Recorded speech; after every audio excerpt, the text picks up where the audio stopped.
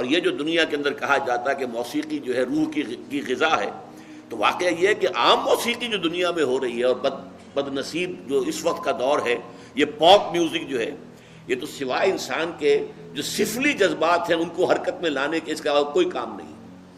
پرانے زمانے کے لیے ایک موسیقی ایک ہوتی تھی جو سنجیدہ ہوتی تھی، اس میں یقیناً یہ ہے، ایک بڑا فرق میں آپ کو بتاتا ہوں۔ پچھلے زمانے کی موسیقی سن کر آدمی کا یہ سر جو ہے یہ وجد میں آتا تھا، آدمی جھومتا تھا سر کے وجد کے ساتھ۔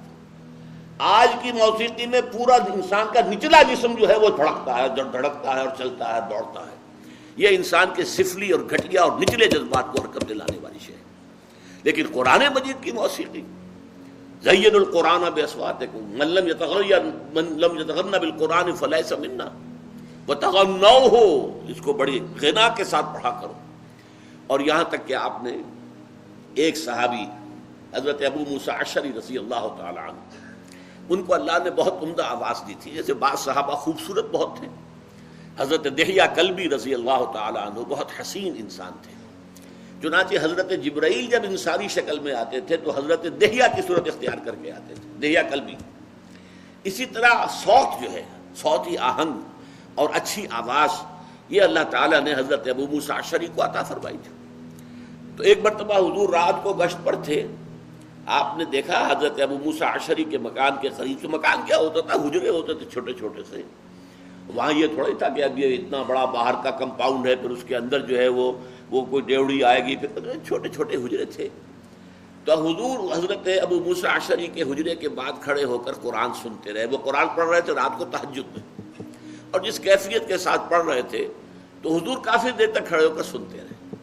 پھر اگلی صبح فجر میں جب ملاقات ہوئی تو حضور نے تحسین فرمائی، یا ابا موسیٰ انک قد اوتیت مزمارا من مزامیر آل داود، اے ابو موسیٰ اشعری، آپ کو تو اللہ نے آل داود کے سازوں میں سے ایک ساز عطا کیا ہے۔ حضرت داؤد علیہ السلام کو اللہ تعالیٰ نے لحن داؤدی مشہور ہے، بہت اچھی آواز، حسین آواز دی تھی۔ وہ جب تہجد کے اوقات میں، اور جس کو ہم کہتے ہیں small hours of the morning, یہ صبح کے 3 بجے 4 بجے 2 بجے، جب وہ اللہ تعالیٰ کے حمد کے ترانے جو ہیں الاپتے تھے، تو قرآن مجید کی گواہی یہ ہے کہ پہاڑ بھی ان کے ساتھ وجد میں آ جاتے تھے اور پرندے بھی ان کے ساتھ آواز ملاتے تھے۔ یہ تاثیر تھی لحن داؤدی کی حضرت داؤد علیہ السلام کے پڑھنے میں۔ تو حضور نے فرمایا جیسے اللہ تعالیٰ نے حضرت داؤد کے گلے میں ایک ساز رکھ دیا تھا، وہ ساز کوئی باہر کا ساز نہیں ہے، بلکہ وہ گلے کے اندر ساز ہے جو اللہ تعالیٰ نے بہترین آواز دی ہے، خوبصورت آواز دی ہے، ایک غنا والی جو ہے غنائی آواز دی ہے۔ تو جیسا اللہ تعالیٰ نے یہ مزمار عطا کیے تھے آل داؤد کو، اے ابو موسیٰ تمہیں بھی اللہ نے انک قد اوتیت مزمارا من مزامیر آل داود، آل داود کے سازوں میں سے ایک ساز اللہ نے عطا کر۔ ستا اٹھ کے کوئی نہیں خوش ہوتا،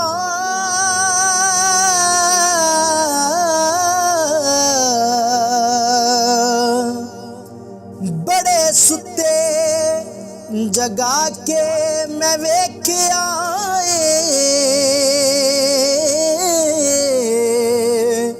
اوے کتے جیا نہیں کوئی وفادار ڈٹھا، تے ٹکر سکا بھی پا کے ویکھ آئے۔